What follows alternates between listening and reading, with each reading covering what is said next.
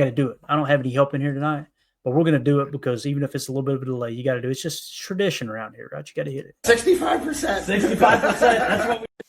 So keep Love upright and healthy while he's hitting the 65% of his passes will organically solve the Packers' number one wide receiver talk. Completely agree with that, Soder. However, I don't really expect him to hit that 75% mark. If he does, great. But to me, it feels like Jordan is probably between 60 to 63%. We're kind of splitting hairs here. And the reason I say that's because Aaron Rodgers, right? Arguably the best thrower of the football in the history of the game. His career completion percentage was 65%. You know, that's kind of the up here, right? So if Jordan Love, like you said, if he hits 65%, 65%, and he of completion percentage, and let's say he 30 touchdowns and less than 10 interceptions, Packers are in a good spot because Josh Jacobs is going to do his thing, and that leads us into the next odds talk here, and that is most regular season rushing yards. Here's the list. All right, we got Saquon Barkley at plus 300, Derrick Henry plus 400, Jonathan Taylor plus 800, Christian McCaffrey plus 850, Bijan Robinson plus 1,000, Jahmyr Gibbs plus 1,600, and then our very own Josh Jacobs at plus 1,800. All right. After that, you got Kyron Williams, Ashton Gianti, Bucky Irvin, Chuba Hubbard, however you say it, James Conner, Alvin Kamara, Joe Mixon, Breece Hall, Devon Achane, Aaron Jones. It's always weird seeing senior at the end of that. David Montgomery, R.J. Harvey, and Omarion Hampton. So, yeah, you got Josh Jacobs going, 1, 2, 3, 4, 5, 6, seventh best odds in terms of most regular season rushing yards. So I feel like that's pretty close to where he needs to be.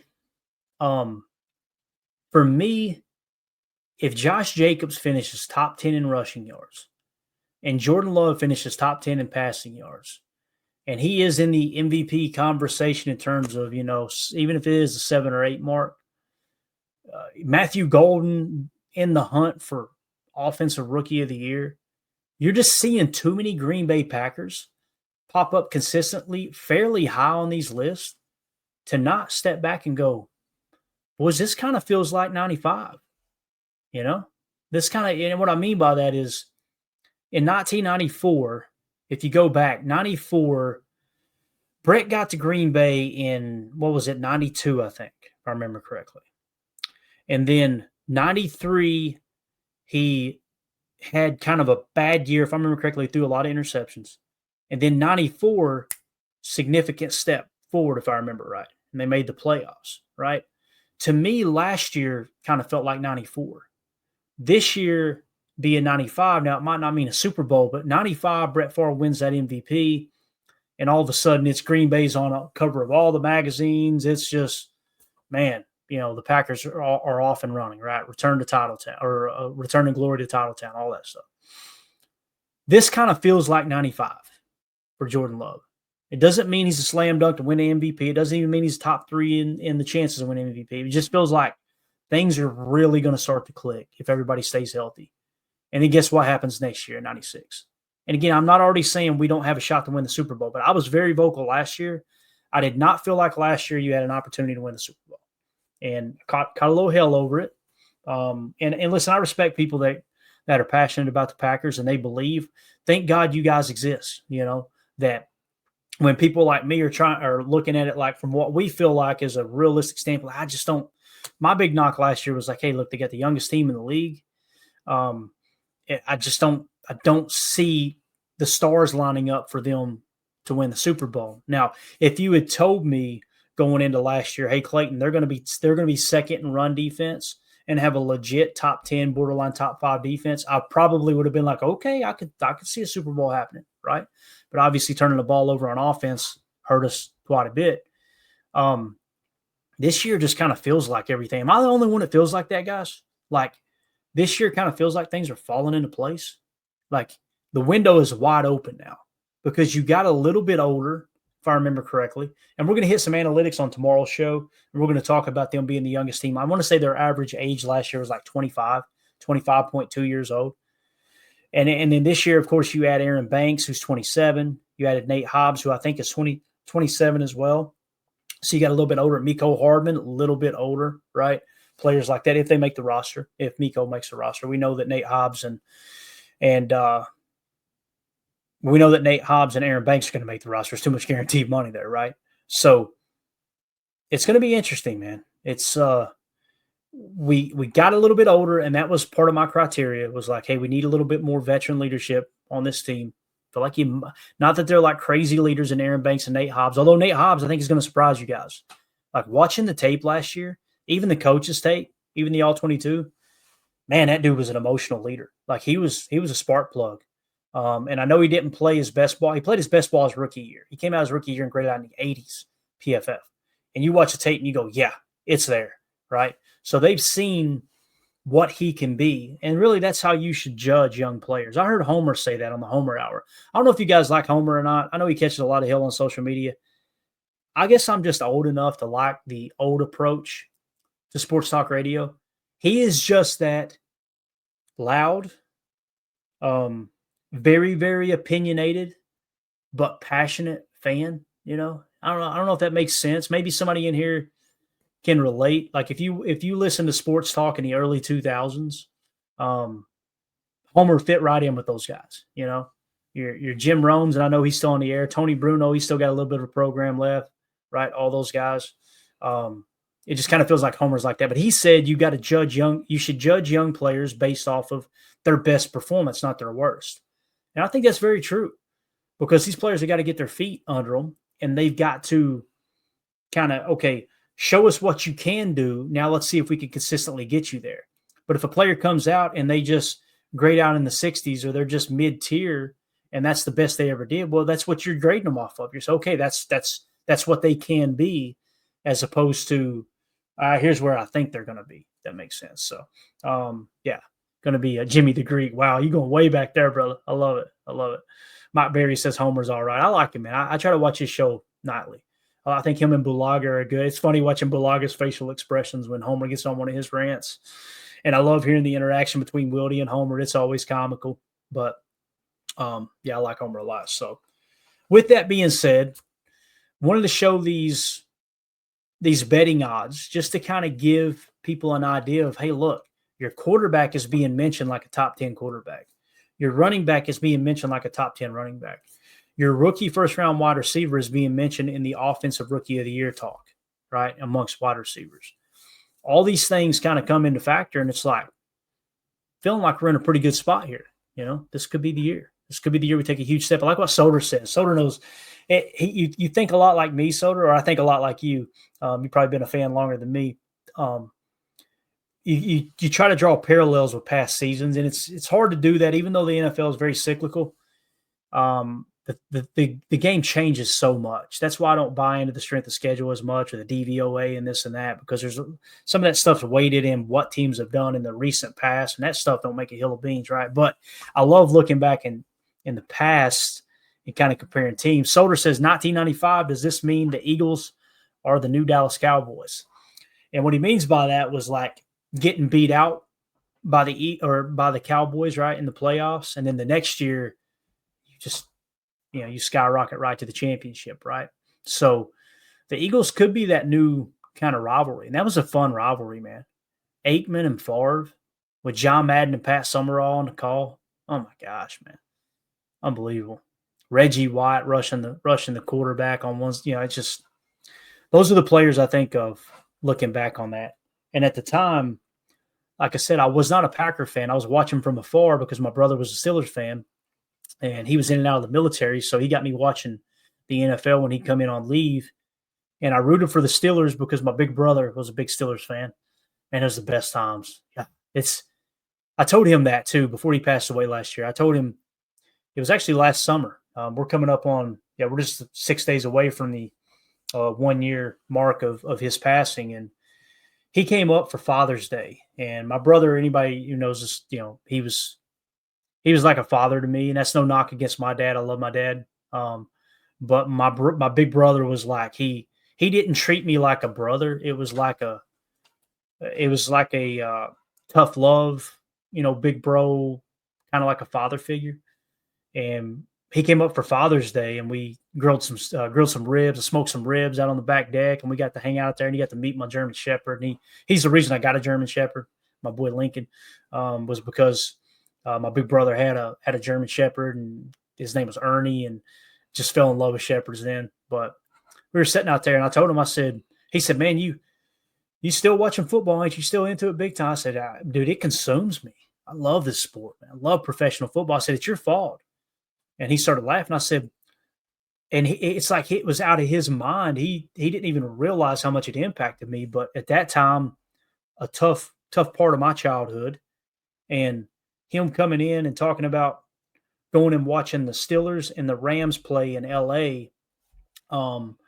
Back in the day when they were back with the LA Rams. I think he got to meet Bill Cowher too at some kind of event because he was stationed in California and it was easy for him to get to that game. But I said, yeah, man, you're the one who got me into pro football. Like you're the reason. And he didn't tear up, but you could it was on his face like, really? Like it didn't hit him. Like, and man, watching football and just falling in love with this game of professional football, it's the reason I stayed out of trouble as much as I did. The little bit I did, I should say. But yeah, it's cool. I'm sure everybody's got kind of those memories of when you fell in love with the game and this and that. But anyway, you think of Brett, watch him from afar. That's where I was going with that, man. Get to thinking about my big bro and it takes over. Watch him from afar.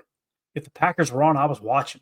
I was looking to see snow fly at Lambeau Field, and you knew that the Packers were kind of at the top of the heap, or they were a very ascending team, and it was this fairy tale story of this older franchise that's community owned, and they are just kind of the underdogs battling back into national spotlight. And like I said, John Madden, Pat Summerall on the call, and it was Brett Favre and Reggie White and Leroy Butler and the Lambeau Leap and all these things, right? And then, of course, the Dallas Cowboys were on their epic run that they had there in the early and mid '90s. And I can't remember what year it was. It might have been '95 when Deion signed with them, but it was Troy Aikman and Michael Irvin and Emmitt Smith, and of course, you had the whole circus between Jerry Jones and Jimmy Johnson, and then them moving on to trying to think of who was the other coach, guys, that came from Oklahoma, Barry Switzer, right?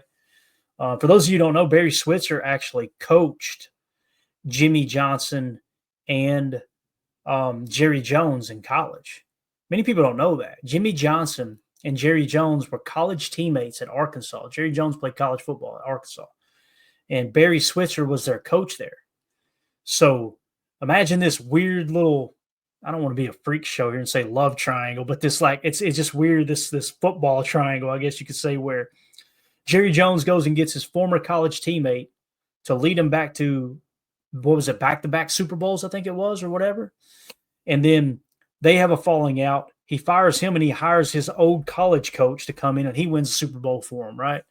The 90s, man, if you guys weren't watching football in the 90s, or maybe you were too young to, it's all documented. It's all on YouTube. Go watch. It's a blast. I'll tell you what you're going to see there. As much as the game has advanced and these athletes have gotten even more just, athletically, freaky, I guess is the right way of saying it. When you go back and watch the 90s, you're going to go, damn, these guys are hitting. I mean, it was to this day when I turn on 90s football, mid 90s, just go type in Green Bay Packers 1995 full game. Type that into YouTube when we go offline here in a minute. Okay.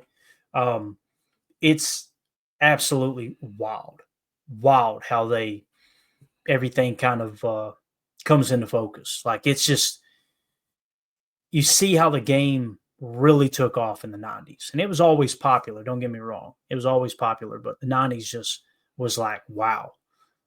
Unbelievable. That's another great point there. Yeah. Daryl says Barry Switzer coached Troy Aikman in college. So if I remember correctly, Barry Switzer, he recruited Troy Aikman, or maybe he took over Oklahoma where Troy Aikman was, and went to running the option and Troy Aikman was more of a gunslinger type quarterback.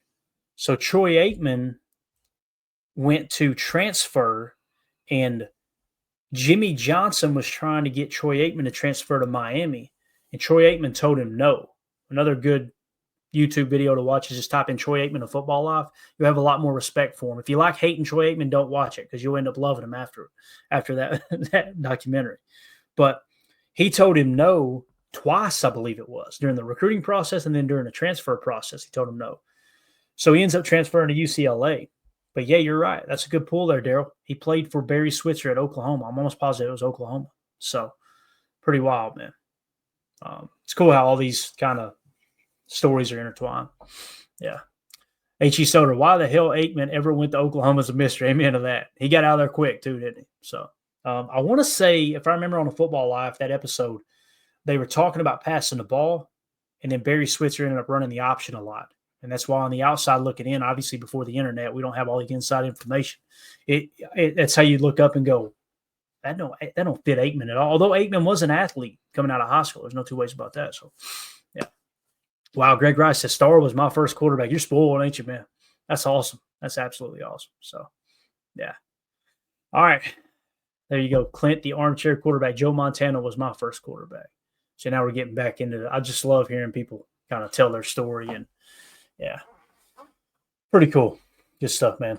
Football is an awesome, awesome game. And pro football is just – I love college, don't get me wrong, but pro football is just – there's something. Yeah, if it never gets boring, especially this time of year. Grab a good audio book, man. Learn about the game. Learn about pro football. There's all kinds of books written about the Packers, right? There's a great book that I listened to last year on Vince Lombardi, and it's called That First Year. And it basically goes through Vince Lombardi arriving in Green Bay in that first year. And it starts with that I want to say they beat the Bears, his very first game as a head coach. That's a great audio book. Gunslinger is a great one about Brett. There's all kinds of good ones out there. When Pride Still Mattered. That's a great one about Lombardi. Obviously, Instant Replay by Jerry Kramer is a good one. There's just a ton of books. And if you want to get into the X's and O's, look up Bobby Peters. These are great here. I've got a couple of them, and they're more recent. He may have I haven't looked here lately if he's done any more books, but like you've got the 2020, the complete guide to the 2020 Green Bay Packers. These are real cheap too, guys. They're not expensive at all. You can find them on the internet, and there's nothing flashy about them, but man, it's so in depth. And when you're talking about charting plays, let me just give you a glimpse here, right? Charting the plays, and then the play diagrams, and explaining what duo is, explaining what pin and pull is, all those things we talk about on this show, right? So I got the 2020, and then there's also the 2023 Green Bay Packers official offensive manual, complete offensive manual, and they're great. I mean, like I said, you get your money's worth. These are over 300 pages long. It's a blast looking into it. And it shows some of the choice routes, some of the option routes, shows you what they averaged on each play. It's really, really cool design. And you'll see that just how complex Matt LaFleur's scheme is, and more specifically the routes and the choice route aspect, the optional aspect of the receiver routes. And when you read that, that's why I had a little more, okay, I understand why Aaron Rodgers was so pissed off all the time, because they threw him this extremely young receiving core at him. And Matt LaFleur, you know how he is. He holds everybody to high standards. He wasn't going to dumb it down. Like, that's why you had some guys going, there's a guy wide open. Why is he not throwing to him? That's because he wasn't supposed to be there. Well, it doesn't matter. He's open. Throw him the ball. That's easy to say, but as a quarterback, you're off of that spot. Once they're in the wrong spot, you're moving to a guy who's in the right spot, because that play is completely screwed now. And that's why you have people like Kurt Warner coming to Aaron Rodgers' defense on Twitter going, hey, guys, he should have broke that off at 8, not 13. And that's why Aaron had to move off of it. And you can't throw that ball because that's a hospital ball. If he throws that, knowing where that receiver is going to break, he's going to run him right into the safety, all those things. So, yeah. Anyway, get a chance, check it out. So let's see here. Badger Trio says, I hope that documentary Manning Company is making about the history of the Packers for Netflix is good. I trust him, as they are the ones that do the wide receiver and the quarterback show. If Peyton Manning has his name on it, what I love about Peyton, and you guys know Knoxville's just right down the road from me, and he's a big presence down there. Peyton comes across as a very nice guy, and he is. He is a nice guy, both him and Eli and their dad as well. But they know what they want. Like when they called him the sheriff, it's because that guy was in control. So if he's doing the documentary and he's truly as involved as the rumors say, it's going to be good because he's not going to let them come in and fluff anything up. He is not going to let them. On the surface, he's the silly little whatever insurance commercial guy, right? And it's just this and that. And he's always playing the dumb redneck. Peyton Manning is a freaking brilliant businessman. He's sharp as a tack. And one thing that I love about Peyton, he loves the game of football. He wants to protect the integrity of the NFL. He's just I don't know, just Jim. Thank God Peyton Manning exists. I'll just say that. So, all right, that's it, guys. We're going to get out of here. Just like I said, want to hit on some of those betting odds, see what you guys and gals thought about that. And, we got into some good 90s football talk. Again, go watch one tonight. I thought about doing a watch party. I don't know if we could do it or not. I thought about maybe doing something special for like the Patreon group or something sometime where we could do a watch party. We can't do it on YouTube. Although there was something last year, they were announced that people could do watch parties, and they were trying to work it out to where you could make that happen. I need to do a little digging into that, but maybe we could do a watch party sometime and go back and watch one or two games for the 96 season or something like that. That would be fun. Live stream, watching a game in here, an old school game, and just us hanging out. And we may do a little live streaming this year for actual games as well. We're going to test it out in the preseason if the schedule works out. We will do a live watch party during the preseason games because they'll be a little more laid back. That'll be a lot of fun. So we're going to try to expand the channel in that regard, and it's going to be a lot of fun. So, all right, appreciate y'all. Thank y'all for the kind words. I see them all in the chat. You guys are awesome. Thank you, Mike. Appreciate that, buddy. Thanks for hanging out today too. Soder says the 90s Packers could rush with 4. I think the 90s Packers could have rushed with 2. Soder probably could have rushed with 1. Just put Reggie out there after the quarterback. Right now they had other good linemen too. So you're gonna make me go long here. We got to go. All right. So, all right, we're gonna get out of here. Appreciate it. Hey, thanks, Clint. Thanks, buddy. It's hard. It's hard when you're solo. If I was just cutting a pod, it ain't that big of a deal. But I want to have the chat involved, and it's so hard to do it. I'm an idiot, so it's hard to keep my train of thought while trying to read other people's comments and not have dead air. So. We need to set more of these up. Next time I go solo, I may prompt y'all in the chat and go, hey, guys, fire some questions. And we'll just kind of answer questions in the chat, that type of thing. So anyway. All right. Thanks, Bates. Appreciate you, buddy. Everybody have a great night. We'll see you tomorrow, 6:30 p.m. Central Time. I haven't forgot about the Kingsley and Enagbare. We're going to give it one more night, okay? So if you're not a member of the Patreon group, now's a good time to get in. Patreon.com/Packer Fan Total Access. If you're a member of the $3 tier, you're going to see a $3, a $5, and a $10 tier. $3 tier gets you access to everything. The other tiers were for people that just wanted to give more, and it's all about just supporting the channel. And we wanted to do giveaways. We wanted to, kind of give back to those who are supporting the channel. So tomorrow on the show, we're going to take everybody who's in the $3 tier or above, put their name on a wheel, and we're going to be giving away an autographed Kingsley and Enagbare rookie card. Really, really cool. It's called Rookie Ticket. And it's by Contenders Optic. It's a really cool piece of memorabilia that was donated by our buddy Rick Kruger. So everybody have a great night. We'll see y'all tomorrow, 6